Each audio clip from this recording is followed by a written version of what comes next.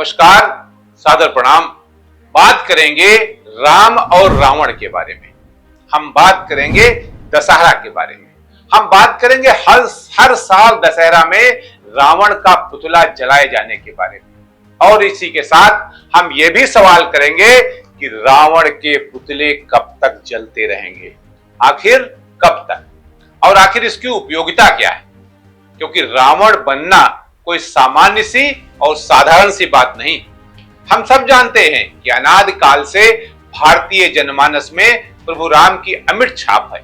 और जब जब हम राम के गुणों के, राम के संस्कारों के तथा राम के आदर्शों पर और उनकी मर्यादाओं की चर्चा करेंगे तो रावण की भी चर्चा स्वतः प्रारंभ हो जाएगी। क्योंकि राम बगैर रावण के अधूरे हैं, और ठीक उसी तरह जिस तरह रावण का अस्तित्व राम के बिना है ही नहीं। क्योंकि अगर राम बनना दुष्कर है तो रावण बनना और भी अधिक दुष्कर है। इसलिए मैं हर साल एक ही सवाल उछालता हूं और पूछता हूं कि रावण के पुतले कब तक जलते रहेंगे। क्योंकि आज चारों तरफ अनगिनत रावण सीता को खा जाने के लिए तैयार बैठे हैं। कब उन्हें मौका मिले और कब सीता नाम की कन्या को निगल सके। लंकापति रावण ने तो सीता को अपनी अशोक वाटिका में रखने के बावजूद छुआ तक नहीं था, जबकि वो राजा था, शक्तिशाली था, विद्वान था तथा प्रकांड पंडित भी था। लेकिन उसने ऐसा कुछ नहीं किया जैसा महाभारत के कालखंड में द्रौपदी के साथ हुआ था। उस द्रौपदी के साथ जो हस्तिनापुर की बहू थी। लेकिन जब उसका चीरहरण हो रहा था तो तमाम महारथी वहां सिर्फ सर झुकाए बैठे थे।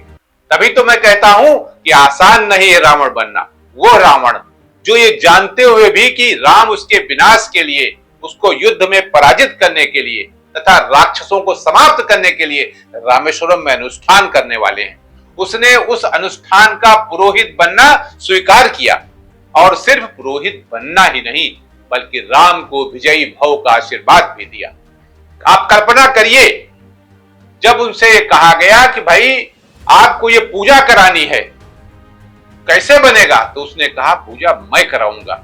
लेकिन जरा अपने यजमान से पूछिए, क्या वो पूजा रावण के ऊपर विजय प्राप्त करने के लिए कर रहे हैं? तो जवाब आया कि हां। फिर भी उसने स्वीकार किया।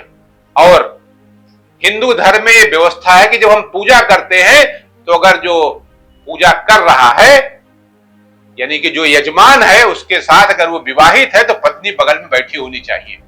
राम वहां अकेले थे। पुष्पक विमान से रावण पहुंचा था।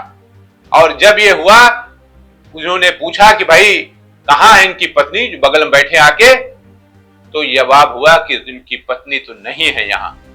तो उसने इशारा किया और उसी पुष्पक विमान में सीता को लेके आया था। सीता को बगल में बैठाया और पूजा करा।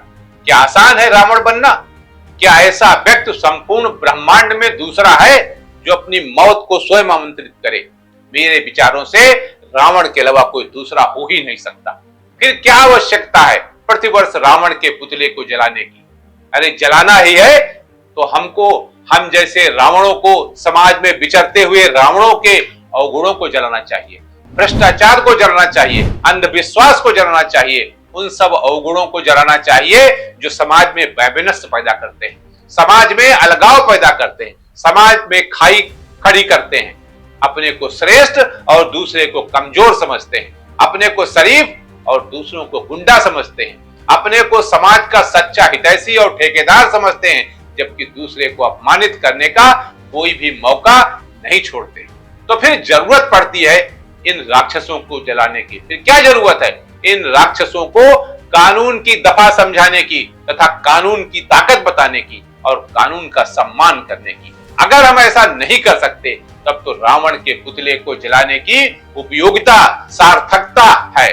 वरना राम की तरह पूजा तो रावण भी जाता है कहीं न कहीं। आज के लिए इतना ही। नमस्कार।